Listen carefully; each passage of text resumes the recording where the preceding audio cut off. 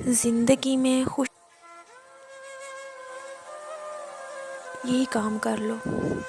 پہلا، اگر اللہ سے چاہتے ہو کہ اللہ آپ کو کبیرہ اور صغیرہ گناہوں میں معاف کرتا جائے تو زمین والوں کو معاف کرنا سیکھو۔ اگر معاف نہیں کر سکتے تو بدلہ مت لو، کبھی اس کے خلاف چال مت چلو، کیونکہ چالیں چلنے والا رب کو پسند نہیں آتا، اور جو رب کو پسند نہیں آتا وہ کیسے خوش رہ سکتا ہے؟ ذرا سوچیں، کیسے وہ خوش رہ سکتا ہے جو رب کو پسند نہ آئے؟ کیسے اس کی زندگی میں سکون اور خوشیاں آ سکتی ہیں؟ اس لیے اگر خود کو پرسکون رکھنا ہے تو اگر کسی نے آپ کو تنقید کیا ہے، کسی نے آپ کو برا بھلا کہا ہے، کسی نے آپ کو بے قصور ڈانٹ دیا ہے، کسی نے آپ کے ساتھ بے قصور آپ کو چھوڑ دیا ہے، آپ کے ساتھ ظلم کیا ہے، آپ کے ساتھ بے وفائی کر دی ہے، آپ اس کو بد دعا بھی نہ دو، آپ اسے بدلہ بھی نہ لو، بس اس کو اللہ کے حوالے کر دو۔ اگر اتنا اس نے دکھ دیا ہے کہ تمہارے اندر تمہارے دل کی کچیاں کرچیاں ہو گئی ہیں، تمہارا دل ٹوٹ پھوٹ گیا ہے اور تم نے خود کو سنبھالنے میں اتنا عرصہ لگا دیا ہے، تب معاف نہیں کر سکتے تو اسے بدلہ لینے کی نیت کبھی مت رکھنا، اس کو اللہ کے حوالے کر دو، وہ اللہ خود دیکھ لے گا۔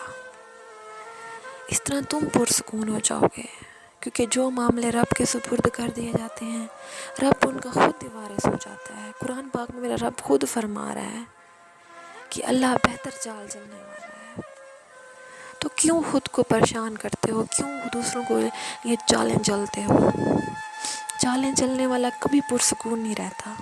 خود کو پرسکون رکھنا ہے تو چالیں چلنا چھوڑ دو، بدلے لینا چھوڑ دو، بدلے کی نیت رکھنا چھوڑ دو۔ دوسرا، خوشی دینے کے لیے ضروری ہے بھول جانا۔ آئی نو بہت مشکل ہے، کسی نے آپ کو درد دیا ہے، کسی نے آپ کو تکلیف دی ہے، کسی نے آپ کا بھروسہ توڑا ہے، جس کے اوپر آپ کو بہت مان تھا اس نے آپ کا مان توڑا ہے، جس کے اوپر آپ کو بہت یقین تھا کہ وہ مشکل میں آپ کے ساتھ کھڑا ہوگا، وہ کبھی آپ کو اکیلا نہیں چھوڑے گا، وہ کبھی آپ کے آنسوں کا ذریعہ نہیں بنے گا۔ اس نے آپ کو اتنا رلا دیا کہ آپ ٹوٹ گئے، آپ نے جینا چھوڑ دیا۔ اور ضروری نہیں کہ جس نے آپ کا بھروسہ توڑا ہو آپ اس کے لیے مر جائیں۔ مرنے کے اور بھی بہت سے طریقے ہوتے ہیں۔ آپ نے اچھے کپڑے پہننا چھوڑ دیا، آپ نے اچھا کھانا چھوڑ دیا، آپ نے ہنسنا چھوڑ دیا، بولنا چھوڑ دیا، آپ نے تنہائیوں کو اپنا ساتھی بنا لیا۔ یہ بھی ایک مر جانے کی قسم ہے۔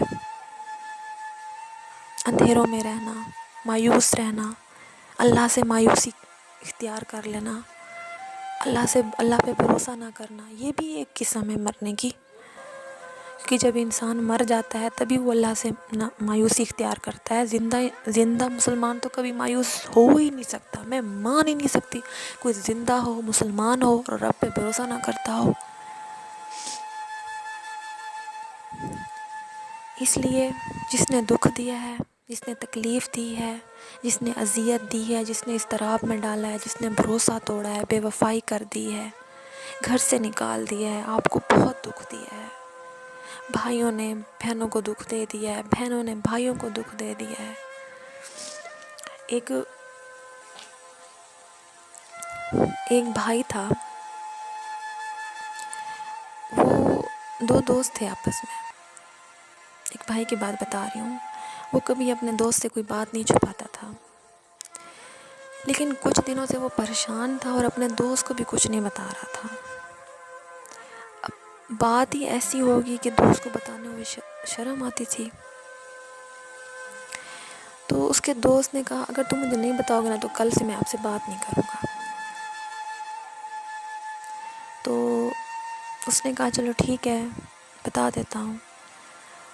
ابھی وہ بولا ہی تھا کہ اس کی آنکھوں سے آنسوں کی نہریں ٹوٹ پڑیں۔ وہ اتنا رویا، اتنا رویا، اتنا رویا کہ اس کے الفاظ اس کی زبان سے ادا نہیں ہو رہے تھے۔ اب رونے کی وجہ کیا تھی؟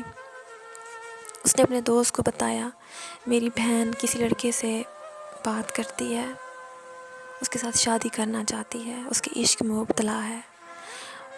مسئلہ اس کے محبت کا نہیں ہے، مسئلہ یہ ہے کہ اس لڑکے کا کوئی کیریئر نہیں ہے، اس لڑکے کے پاس کچھ نہیں ہے سوائے صورت کے۔ وہ محلے کا لفنگا ترین لڑکا ہے اور اس کی کتنے لڑکیوں کے ساتھ تعلقات ہیں، لیکن میری بہن نے کہ ضد لگا کے بیٹھی ہوئی ہے۔ اب میں بھائی ہوں، میں بہن کو کیا کہوں، بغیرت بن کے بیٹھا ہوا ہوں۔ تو کچھ بھائی اتنے مجبور ہو جاتے ہیں، ضروری نہیں کہ ہر بھائی برا ہو۔ اب ایک بہن ہے، وہ بھائی کے گھر آتی ہے، آگے آ کے دیکھتی ہے کہ اس کے ماں باپ چٹنی کے ساتھ روٹی کھا رہے ہیں، تو وہ حیران ہو کے کہتی ہے بابا آپ نے تو کبھی چٹنی کے ساتھ روٹی کھائی نہیں تھی، آپ کو تو سالن کے علاوہ روٹی پسند ہی نہیں آتی تھی۔ تو باپ بڑا خوبصورت جواب دیتا ہے، کہتا ہے بیٹا اب بڑھاپا آ گیا، اب سالن اچھا نہیں لگتا، اب سالن پسند نہیں آتا، دل کرتا ہے اچار ہو یا چٹنی ہو۔ اس کو یقین تو نہیں آیا، بہرحال اس نے کر لیا۔ اس نے کہا چلو بھابھی سے ملنے جاتی ہوں۔ کچن میں بھابھی کھڑی تھی، ابھی وہ کچن کے نزدیک پہنچی تھی، بھائی اور بھابھی آپس میں باتیں کر رہے تھے۔ بھابھی نے کہا پہلے تمہارے ماں باپ کم تھے، اب تمہاری بہن بھی آ گئی ہے، تمہارے ماں باپ کو کسی طرح کھانا کھلا رہی ہوں، پکا کے ان کو دے رہی ہوں، اب اس کو بھی پکا کے دینا پڑے گا۔ بھائی نے کہا کچھ نہیں، 2-3 دن برداشت کر لو، اب میں کیا کروں، بہن کو کیسے منہ سے کہوں کہ تم میرے گھر سے چلی جاؤ۔ اب یہ تکلیف جو اس کو بھائی کے الفاظ دے رہے تھے، اس کو بھابھی کے نہیں دے رہے تھے، بھائی کے دے رہے تھے۔ وہ الٹے پاؤں بھابھی اور بھائی کو ملے بغیر، ماں باپ کو اللہ حافظ کیے بغیر، اس نے سمجھ لیا اس کے ماں باپ چٹنی کیوں کھا رہے تھے، واپس اپنے گھر چلی گئی۔ تو کچھ تکلیفیں ایسی ہوتی ہیں بندہ بھول نہیں سکتا، لیکن بھولنی چاہیے۔ زندگی میں خوشگوار زندگی گزارنے کے لیے ہمیں بہت سارے دکھوں کو اپنے اندر دبانا پڑتا ہے، اپنے اندر ہی ان کو سلانا پڑتا ہے۔ ان کو سلائیں گے تبھی ہم آگے بڑھ سکیں گے۔ اگر ہم انہی دکھوں کو، ماضی کے دکھوں کو بار بار یاد کرتے رہیں گے، اپنے آج کو ہم جینا چھوڑ دیں گے۔ اپنے آج کو جینا شروع کریں، اپنے آج کے ساتھ جئیں، اپنے آج کو خوشگوار بنائیں۔ اور تیسری بات، آسانی پیدا کریں۔ آسانی سے مراد یہ نہیں ہے کہ کوئی امیر ہے تو اس نے 3-4 ہزار کسی غریب کو دے دے، یہ آسانی ہوگی، یہ آسانی نہیں ہے۔ گھر میں آسانیاں پیدا کرنے کی کوشش کریں، دوسروں کے ساتھ کام کروائیں، بھابھی ہے، بھائی ہیں، ماں باپ ہیں، ان کی ہیلپ کریں۔ باہر ہمسائے ہیں، اگر وہ بوڑھے ہیں، ان کا کام کرنے میں مسئلہ ہوتا ہے، ان کی زندگی میں آسانیاں لانے کی کوشش کریں۔ اصل میں غریب وہی ہوتا ہے جو بہت امیر اور پیسے والا ہونے کے باوجود اس کی لالچ ختم نہ ہو رہی ہو، اصل غریب اسی کو کہتے ہیں۔ اس لیے آسانیاں پیدا کریں۔ چوتھا اور امپورٹنٹ، زندگی کو خوشگوار بنانے کے لیے امپورٹنٹ، اللہ کو یاد کریں۔ دکھ ہے، سکھ ہے، خوشی ہے، غمی ہے، کہیں جا رہے ہیں، کہیں آ رہے ہیں، کہیں اٹھ رہے ہیں، کہیں بیٹھ رہے ہیں، کہیں سو رہے ہیں، کہیں جاگ رہے ہیں، کوئی کام کر رہے ہیں، کسی سے بات کر رہے ہیں، ہر مقام پہ اپنے رب کو یاد کریں، اپنے رب کو راضی کرنے والے کام کریں، اپنے رب کو خوش کرنے والے کام کریں، جس سے رب خوش ہو۔ اصل مزہ ہی رب کو تب آتا ہے جب ہم اللہ کو خوشیوں میں یاد کریں، پھر وہ غموں میں ہمارا سب سے بڑا ساتھی ہوتا ہے۔ سب سے بڑا ہمارا ساتھی وہی ہوتا ہے غموں میں، جب ہم خوشیوں میں اپنے رب کو یاد رکھتے ہیں۔ اللہ کے ساتھ دوستی لگائیں، اللہ کو یاد کریں۔ اللہ تعالیٰ قرآن پاک میں فرماتا ہے کہ میرے ذکر سے دلوں کو سکون ملتا ہے۔ ہم سکون دولت، پیسے، پارٹیز، خوشیوں میں ہم سکون کو ڈھونڈتے ہیں، لیکن اصل سکون ہی اللہ کی یاد میں ہے۔ तत्माइन कुलूब, दिलों का सुकून रब के जिक्र में है, इल्ला बिज़िक्रिल्लाह। और अल्लाह को दोस्त इस तरह ना बनाएं कि जब गम आया अल्लाह के साथ दोस्ती लगा ली, जब अल्लाह ने गम ख़त्म किया तो फिर पता ही नहीं अल्लाह ताला किधर हैं। अल्लाह के साथ दोस्ती और रिश्ता इतना मज़बूत हो कि हर टाइम अल्लाह आपके साथ हो, आपको महसूस हो मेरा रब मेरे साथ है। आपको महसूस होना चाहिए कि मैं जब बात कर रहा हूँ या मैं कर रही हूँ तो मेरा रब मेरे सामने मौजूद है। मैं अपने रब को अपने दुख सुना रही हूँ, अपने रब को अपनी खुशी बता रही हूँ। किसी ने तकलीफ़ दी है तो अपने रब को बता रही हूँ, किसी ने खुशी दी है अपने रब को बता रही हूँ।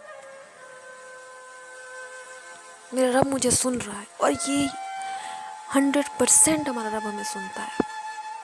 लेकिन उस बंदे को अल्लाह ताला याद नहीं करता फिर जो अल्लाह को याद नहीं करता। अल्लाह ताला फरमाते हैं मेरा बंदा मुझे जिस हालत में याद करता है मैं अपने बंदे को उसी हालत में याद करता हूँ। वो मुझे अकेले में करता है मैं उसको अकेले में करता हूँ। वो मुझे महफिल में करता है मैं उसको फरिश्तों की महफिल में करता हूँ, यानी उससे भी बेहतर महफिल में मैं उसको याद करता हूँ। तो मेरी बहनों मेरे भाइयों, इससे ज़्यादा खुशनसीबी और क्या होगी। हमारा रब कायनात हमें याद करे। हमारा रब कायनात दुनिया, दोज़ख, जन्नत, 18,000 जानवरों को, इकसाम को पैदा करने वाला, 18,000 मखलूक़ात को पैदा करने वाला, हमें बनाने वाला हमें याद करे। हमें इतनी दौलतें देने वाला, इतने ख़जाने देने वाला हमें याद करे। और हमें रब से क्या चाहिए? ज़िंदगी खुशगवार बनाना है तो अपने दिल में अपने रब का ज़िक्र करो। और रब का ज़िक्र इससे मुराद ये नहीं है कि बस नमाज़ें पढ़ते रहो, कुरान पाक पढ़ते रहो, ये रब का ज़िक्र हो गया। नहीं, किसी से बात कर रहे हो तब याद करो मेरे रब का क्या हुक्म है, किस इखलाक से बात करनी है। किसी की मदद कर रहे हो तब याद करो मेरे रब ने यहाँ पे क्या हुक्म दिया है, किस तरीके से किसकी किस तरह मदद करनी है। सदका दे रहे हो उस पर भी अपने रब को याद करो।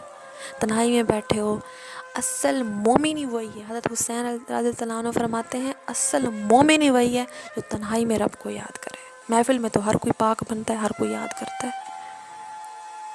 असल मोमिन वही है जो तन्हाई में अपने रब को अपना साथी बनाए। और अल्लाह उसी बंदे की दुआएं कबूल करता है जो तन्हाई में अपने रब को याद रखता है, जो अपनी तन्हाई पाक रखता है। अक्सर लोग शिकायत करते हैं हमारी दुआएं कबूल नहीं होती, तो उनको गौर करना चाहिए उनकी तन्हाई में उनका साथी कौन होता है, अल्लाह या शैतान।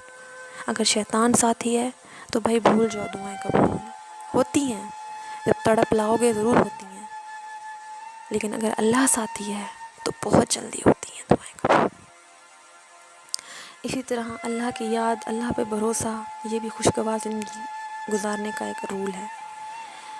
और रिश्ते निभाएं, रिश्तों को निभाने की कोशिश करें। बहन का है, भाई का है, वालिद का है, वालदा का है, मामू मामी, उमानी, चाचू चाची, खाला फूफो, जो भी रिश्ते हैं आपके, उनको निभाने की कोशिश करें। उनके साथ सिंसियर रहें। अगर वो आपके साथ अच्छे नहीं रह रहे तो दुआ सलाम मस्ट रखें। ज़रूरी नहीं उनके आप घर में घुस जाएं, उनके मामलात में, उनके सीक्रेट्स में आप घुस जाएं। नहीं नहीं नहीं नहीं, साइड पे रहें, सलाम दुआ अच्छी रखें, इखलाक अच्छा रखें। मेरे हजूर फरमाते हैं दुनिया में सबसे ज़्यादा नेक अमल है ना, वो इखलाक है। अपने इखलाक को अच्छा रखो, दूसरों के साथ सिंसियर रहें, अपनी नीयत साफ़ रखें। मैं गारंटी देती हूँ कि अगर आप इन रूल्स पर अमल करेंगे तो आपको आपसे ज़्यादा अच्छी ज़िंदगी खुशगवार तो कोई गुजार ही नहीं सकता। आप दूसरों के लिए एक इंस्पायर पर्सनैलिटी बन जाएंगे इंशाल्लाह।